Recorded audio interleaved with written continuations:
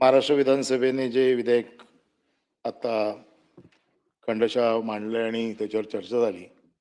फक्त एकच सांगू इच्छितो की आतापर्यंत माझा जो काही जेलचा अनुभव आहे तो राजकीय पक्षाचा कार्यकर्ता म्हणून आहे आणि राजकीय पक्षाचा कार्यकर्ता म्हणून जेलमध्ये जाण्याचा वारंवार मला योग आलेला आहे आणि त्याचा मला अभिमान आहे.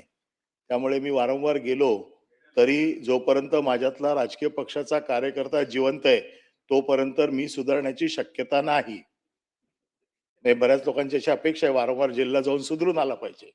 पण मी राजकीय पक्षाचा कार्यकर्ता म्हणून जातोय आणि जोपर्यंत मी कार्यकर्ता म्हणून जातोय तोपर्यंत सुधारण्याची शक्यता नाहीये. आणि म्हणून म्हणजे थोडक्यात ते काय त्यांच्या मनात कोणाला गैरसमज नाही की वारंवार जाऊन आला तरी सुधरत का नाही.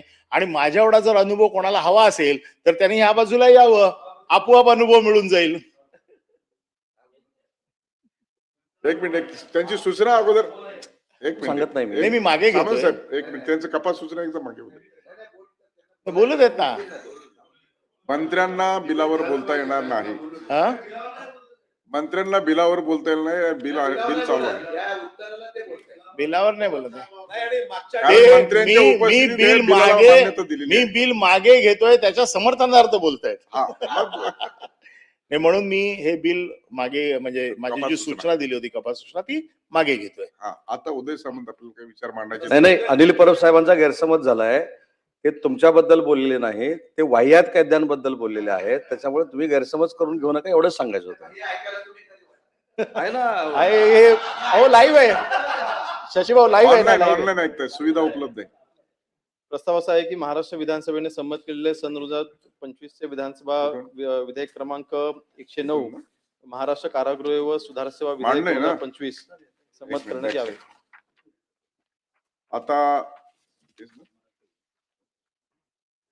प्रश्न असा आहे की महाराष्ट्र विधानसभेने संमत केलेले सन 2025 चे विधानसभा विधेयक क्रमांक 109 महाराष्ट्र कारागृह व सुधार सेवा विधेयक 2025 विचारात घ्यावे काय? अनुकूल असतील त्यांनी होय म्हणावे, प्रतिकूल असतील त्यांनी नाही म्हणावे. होयचे बहुमत विधेयक विचारात घेण्यात आले. आता विधेयक खंडशः विचारात घेण्यात येईल. खंड 2 ते 89 खंड 1 संपूर्ण शीर्षक आणि हेतुवाक्य हे विधेयकाचे भाग समजण्यात यावेत. अनुकूल असतील त्यांनी होय म्हणावे, प्रतिकूल असतील त्यांनी नाही म्हणावे. होयचे बहुमत खंड 2 ते 89